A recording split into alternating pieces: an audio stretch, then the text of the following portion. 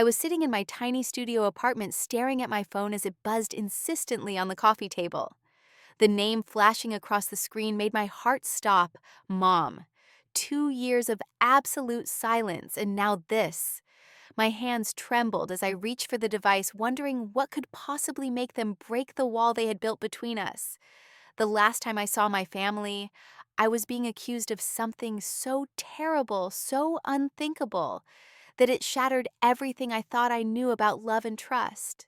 Now here they were calling me back.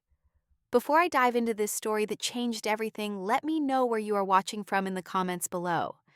If you have ever felt misunderstood by the people who should know you best, hit that like button. Subscribe for more stories about overcoming betrayal and finding strength you never knew you had. Let me take you back to when my world was completely different. My family was everything to me. We were the Andersons, and on the surface, we looked like something straight out of a family magazine. There was my dad, a successful accountant who never missed a little league game or school play. My mom, a kindergarten teacher who baked cookies every Sunday and kept photo albums that chronicled every milestone. Then there was Tyler, my older brother, the golden child, who could do absolutely no wrong. Tyler was 3 years older than me, and from the day I was born, I lived in his shadow.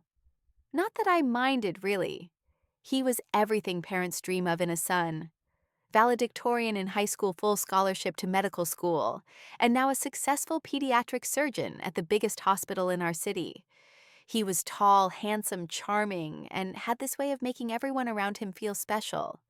While I struggled through community college and bounced between jobs trying to find my passion, Tyler was saving children's lives and making our parents beam with pride. I eventually found my calling working at a small art studio downtown teaching painting classes to kids and helping with local community projects.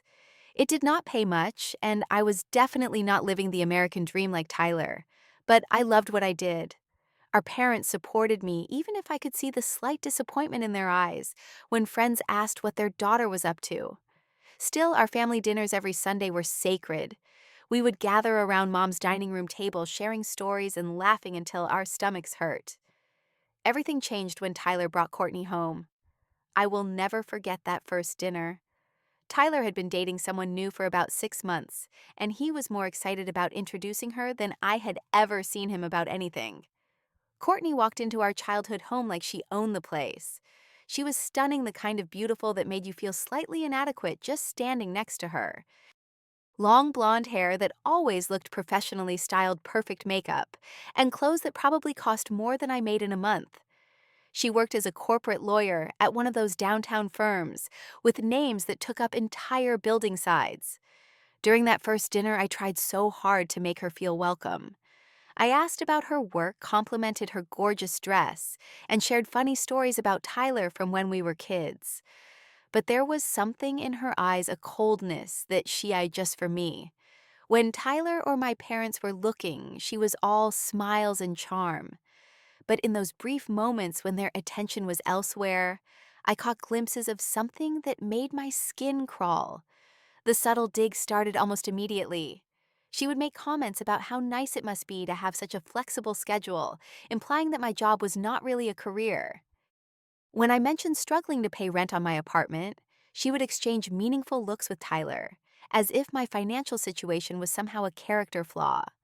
She had this way of making her criticisms sound like concern, so when I tried to explain to Tyler how uncomfortable she made me feel, he just said she was trying to get to know me better.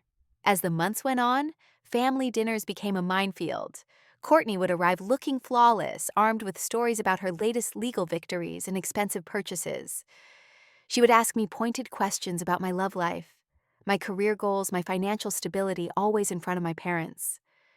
When I fumbled for answers or tried to change the subject, she would give the sympathetic smile and say something like, "Everyone finds their path eventually, right?" The worst part was watching my parents fall completely under her spell.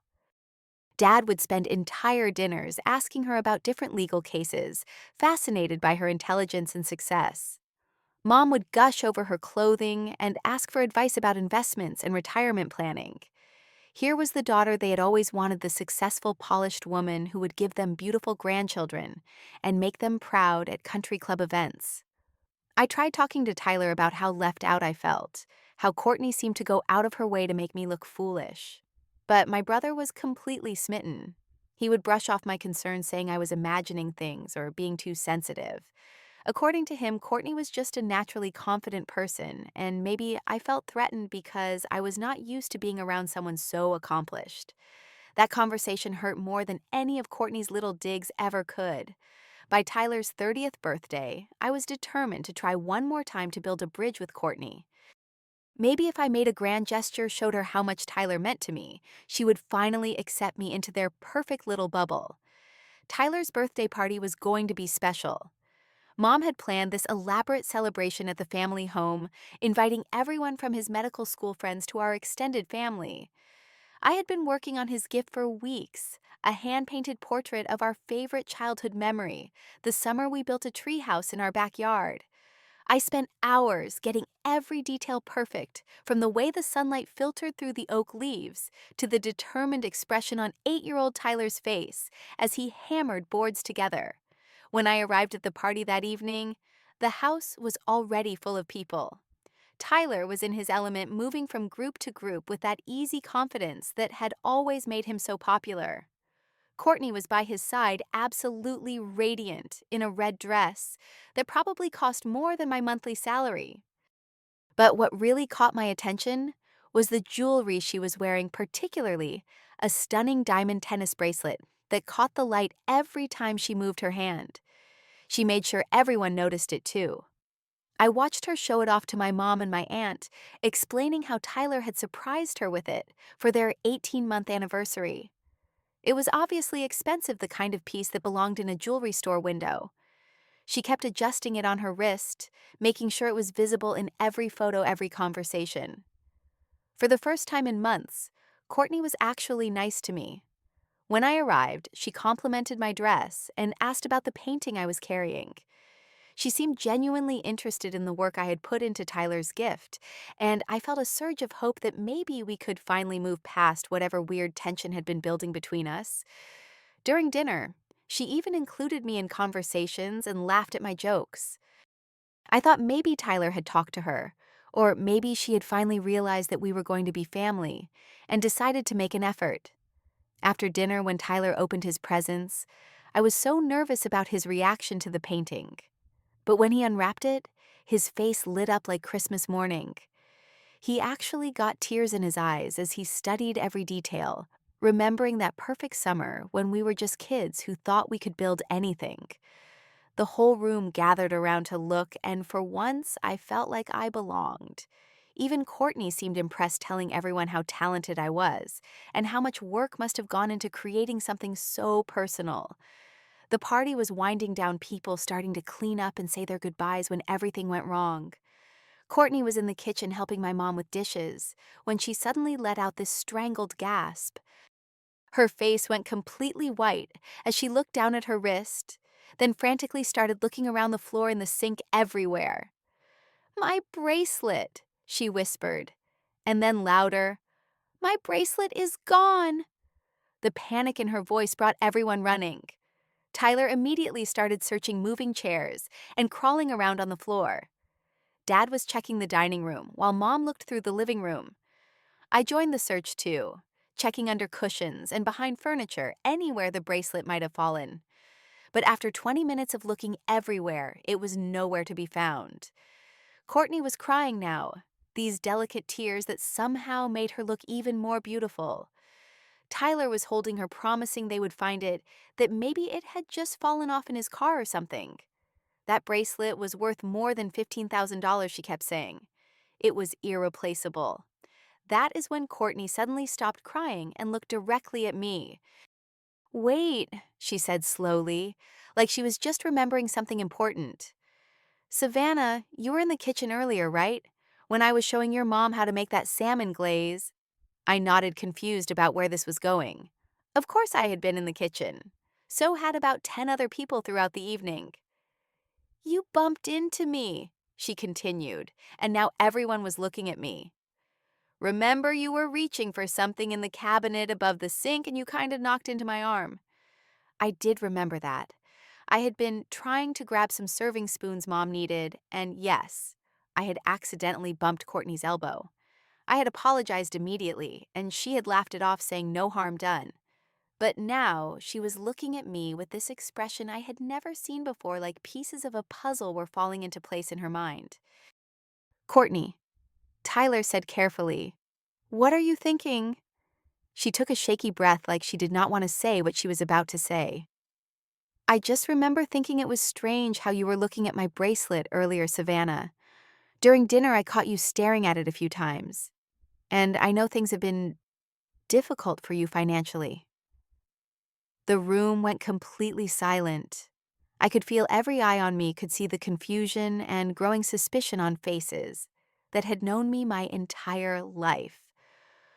"What are you saying?" I managed to whisper. "I am not saying anything," Courtney said quickly, but her voice was getting stronger, more confident. "I just think it is odd that the last place I remember having my bracelet was right where you bumped into me. And now it is gone." Tyler was staring at me like he had never seen me before. "Savannah, you did not—" "Of course I did not," I shouted loud enough that several neighbors probably heard me. "Are you seriously asking me that I am your sister?" But I could see the doubt creeping into his eyes. And worse, I could see it in my parents' faces too.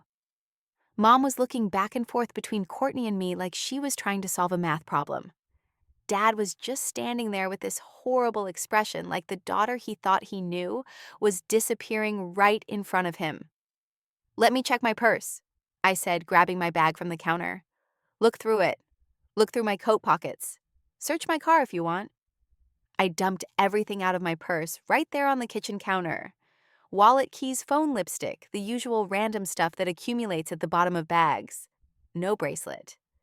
"Of course it is not there now," Courtney said, and I could not believe how reasonable she sounded. "You would have had time to hide it or give it to someone else to hold." The accusation hung in the air like poison gas. I looked around the room at these people who were supposed to love me unconditionally and saw nothing but suspicion and disappointment. "Tyler, I begged, you know me. You know I would never steal anything, especially not from your girlfriend. But my brother, the person who had built tree houses with me and shared every secret of childhood, just stood there looking torn between the woman he loved and the sister he was supposed to protect. Maybe you should just tell us what happened," Dad said quietly, and those 7 words broke my heart more than any accusation ever could. "I did not take her bracelet," I screamed. "I did not take anything. How can you even think that?" But it was too late. I could see in their faces that they had already decided. Courtney with her perfect tears and her reasonable voice and her tragic story about her precious jewelry had won. I was just the struggling younger sister with money problems and no real future, exactly the kind of person who might steal from family. Mom was crying now, these ugly sobs that shook her whole body. "How could you do this to us?" she whispered. "How could you steal from Tyler's girlfriend in our home?" "Get out," Tyler said, his voice cold and final. "Get out and do not come back until you are ready to tell us the truth." I looked around one more time at the faces that had loved me my entire life, now looking at me like I was a stranger, like I was a criminal. So I left. I walked out of my childhood home carrying nothing but my purse and my car keys, leaving behind the painting I had spent weeks creating and the family that had raised me to believe that love was unconditional. They were wrong about the love, and they were wrong about me. The first few months after that night were the hardest of my life. I had nowhere to go except my tiny studio apartment, which suddenly felt like a prison cell. Within a week, word had somehow gotten around town about what happened at Tyler's party. I started noticing people whispering when I walked into stores, giving me strange looks like they were trying to figure out if I was the girl who stole from her own family. The worst part was losing my job at the art studio. Mrs. Henderson, who owned the place, called me into her office 3 days after Tyler's birthday and explained that several parents had expressed concerns about having someone with questionable character teaching their children. She was sorry, she said, but she had to think about her business reputation. Just like that, the one thing in my life that brought me joy was gone too. I spent the next 6 months working 3 different part-time jobs just to pay rent and buy groceries. In the mornings, I cleaned office buildings downtown, scrubbing toilets and emptying trash cans, while security guards watched me suspiciously, probably wondering if I was going to steal staplers or computer mice. Afternoons, I waited tables at a diner where the tips were terrible, and the customers treated service workers like they were invisible. Evenings, I stocked shelves at a 24-hour grocery store, working until 2 in the morning, and walking to my car alone through empty parking lots. Every single day, I thought about calling Tyler or my parents. I would pick up the phone and dial the numbers I had known by heart since childhood, but I could never bring myself to press send. What was I supposed to say? That I still had not stolen anything? That I was innocent of something I should never have been accused of in the first place? They had made their choice that night, and it was not me. The holidays were unbearable. I spent Thanksgiving eating a frozen turkey dinner in my apartment, while scrolling through social media photos of my family gathered around Mom's dining room table. Christmas was even worse. I could see Courtney in the background of Tyler's photos wearing what looked like an engagement ring, smiling that perfect smile while my parents looked on adoringly. They had replaced me so completely that it was like I had never existed. Some nights I would lie awake wondering if they were right about me. Maybe I had somehow taken the bracelet without realizing it. Maybe I was having some kind of mental breakdown and had blocked it out. I searched my apartment countless times looking for any evidence that I might have hidden something and forgotten about it. But there was nothing because I had not done anything wrong. That is when I met Marcus. He was working the morning shift at the coffee shop down the street from my apartment building, and I started stopping in every day before my cleaning job. At first, we just exchanged pleasantries while he made my coffee, but gradually we started having real conversations. He was about my age, had moved to town a few months earlier to take care of his sick grandmother, and was working at the coffee shop while he figured out his next steps in life. Marcus was the first person in months who looked at me like I was a human being instead of a criminal. He had this easy way of making me laugh even on my worst days. When I finally told him what had happened with my family, he did not ask if I was guilty or try to give me advice about making amends. He just listened and believed me, which was more than my own blood relatives had been willing to do. Some people, he said after I finished the whole story, are really good at making themselves look like victims when they are actually the ones doing the victimizing. Slowly, with Marcus's friendship, I started rebuilding some semblance of a life. I took up painting again, working on small canvases in my apartment during the few hours I was not working. Marcus convinced me to start selling some pieces at the local farmers market, and eventually I was making enough money to quit one of my 3 jobs. It was not much, but it was something. It was mine. For almost 2 years, I convinced myself that I was okay without my family, that I was stronger on my own, that their betrayal had taught me valuable lessons about self-reliance and choosing who to trust. But deep down, there was always this ache, this missing piece where their love used to live. Then came the day that changed everything again. I was scrolling through social media during my lunch break, something I usually tried to avoid, because seeing happy families just reminded me of what I had lost. But that day, for some reason, I clicked on a post from an old friend from high school. She had just gotten married, and the photos from her wedding were gorgeous. I was looking through them, genuinely happy for her, when I stopped dead. There was Courtney in the background of one of the reception photos. She was dancing with Tyler, laughing at something he was saying, looking absolutely radiant. But what made my blood freeze was what she was wearing on her wrist.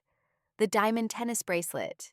The one that had supposedly been stolen from my family's kitchen 2 years ago. The one that had cost me my family, my job, and my entire life. She was wearing it like nothing had ever happened, like it had never been missing at all. I screenshot the photo immediately, my hands shaking so badly I could barely hold my phone. Then I went through every social media account I could find looking for more evidence. And I found it. Photo after photo dating back months after Tyler's birthday party showing Courtney wearing that bracelet to charity galas, work events, dinner dates. She had been wearing it all along. The realization hit me like a truck. She had planned the whole thing. She had deliberately taken off the bracelet and hidden it, then waited for the perfect moment to accuse me. She had destroyed my life on purpose for reasons I still could not fully understand. But now I had proof. And more importantly now, I had a plan. I did not rush into anything. After 2 years of being careful with money and learning to think strategically instead of emotionally, I knew that revenge served cold was the most satisfying kind. I spent the next 3 weeks quietly gathering evidence, building a case that would be impossible to dispute. First, I reached out to Brian, the photographer who had covered Tyler's birthday party. Most people hire photographers for big milestone birthdays, and I remembered seeing him taking candid shots throughout the evening. When I explained what I needed, he was skeptical at first, but he agreed to look through his files. Professional photographers keep everything even shots that do not make it into the final album. What we found was better than I could have hoped for. There was a photo of Courtney taken near the end of the party, clearly showing her wearing the bracelet as she was putting on her coat to leave. The timestamp proved it was taken after she claimed the bracelet had gone missing. But even better, there was a short video clip of her in the kitchen deliberately sliding the bracelet off her wrist and slipping it into her purse while everyone else was distracted by cleaning up. Brian was horrified when he realized what he was looking at. He burned everything onto a flash drive for me, along with the original metadata that proved the files had not been tampered with. Professional photographers understand the legal value of untampered digital evidence. Next, I created a comprehensive timeline using social media posts, photo metadata, and witness accounts. I documented every single time Courtney had worn the bracelet after the night she claimed it was stolen. The evidence was overwhelming and undeniable. She had been flaunting the very piece of jewelry that had cost me my family wearing it to events where mutual friends might see and post photos online. Marcus helped me organize everything into a presentation that would be impossible to ignore. We created a folder with printed photos, a detailed timeline, and a letter explaining exactly how Courtney had manipulated the situation to make me look guilty. The evidence spoke for itself, but I wanted to make sure my family understood, not just what had happened, but why it mattered that they had believed her so easily. The hardest part was waiting for the right moment. I could have sent the evidence in an email or shown up at their house unannounced, but I wanted maximum impact. I wanted Courtney to face the consequences of her actions in front of the same people who had watched her destroy my reputation. The opportunity came when Tyler and Courtney announced their engagement party. It was going to be another big celebration at my parents' house with all the same friends and family members who had witnessed my humiliation 2 years earlier. According to the Facebook invitation that Marcus helped me access through a mutual friend, it was going to be a surprise party that Courtney thought was just a casual family dinner. Perfect. I spent the week before the party preparing mentally and emotionally for what I was about to do. This was not just about clearing my name or getting revenge, though both of those things mattered. This was about standing up for truth and holding people accountable for the lies they tell and the damage they cause. On the night of the engagement party, I waited until I could see through the windows that everyone had arrived and the celebration was in full swing. Then I walked up to the front door of my childhood home and rang the doorbell like I was just another guest arriving fashionably late. Mom opened the door, and the expression on her face when she saw me was something I will never forget. Shock, confusion, guilt, and maybe just a tiny bit of hope all mixed together. For a moment, neither of us said anything. "Hello, Mom," I said quietly. "I think it is time we had a conversation about what really happened 2 years ago." I walked into that house carrying a folder full of evidence and 2 years' worth of hurt and anger. But I also carried something else, the confidence that comes from knowing you are absolutely, unquestionably right. The living room fell silent when people saw me. Tyler actually dropped the glass he was holding, and I heard it shatter on the hardwood floor that I had learned to walk on 25 years earlier. But it was Courtney's face that I focused on, watching the color drain from her cheeks as she realized that her perfect life was about to come crashing down around her. "I have something that belongs to all of you," I announced to the room. "The truth." I opened the folder and began laying out the evidence piece by piece, photo by photo. The timestamp showing Courtney wearing the bracelet as she left the party, the video of her deliberately removing it and hiding it in her purse, the dozens of social media posts showing her wearing it to events throughout the following months. At first, Courtney tried to deny everything. She claimed the photos were fake, that someone had doctored them to make her look guilty. But Brian had come with me, bringing his professional equipment to verify the digital authenticity of every file. The evidence was ironclad. Then she tried to say it was all a misunderstanding, that she had found the bracelet later and had been too embarrassed to admit she was wrong. But the video footage clearly showed premeditation. She had deliberately set me up. Finally, with everyone in the room staring at her like she was a stranger, Courtney broke down and admitted what she had done. Through tears that looked a lot less pretty than the ones she'd cried 2 years ago, she confessed that she had been jealous of how close Tyler was with his family. She wanted to be the most important person in his life, and she saw me as competition for his attention and affection. "I never meant for it to go this far," she sobbed. "I just wanted Tyler to choose me over his family for once. But then it spiraled out of control, and I did not know how to take it back." The room erupted. Tyler was shouting questions at her, trying to understand how the woman he loved could have done something so calculated and cruel. My parents were crying, trying to apologize to me while also processing the magnitude of what they had done to their own daughter. Other family members were demanding to know how Courtney could have lived with herself for 2 years, while I suffered for something I did not do. But I was not interested in the chaos or the drama. I had said what I came to say and proven what I needed to prove. The truth was finally out, and that was enough. I looked around the room one more time at the faces of people who had known me since birth but had been willing to believe the worst about me when it mattered most. Then I turned around and walked out, leaving them to figure out how to clean up the mess that Courtney had made of all our lives. The healing did not happen overnight. It took months of difficult conversations, family therapy sessions, and small gestures of rebuilding trust before we could even be in the same room together comfortably. Tyler struggled with guilt over choosing Courtney over me, and my parents had to confront the fact that their desperation to see Tyler happy had blinded them to what was right in front of them. But slowly, carefully, we found our way back to something that looked like family.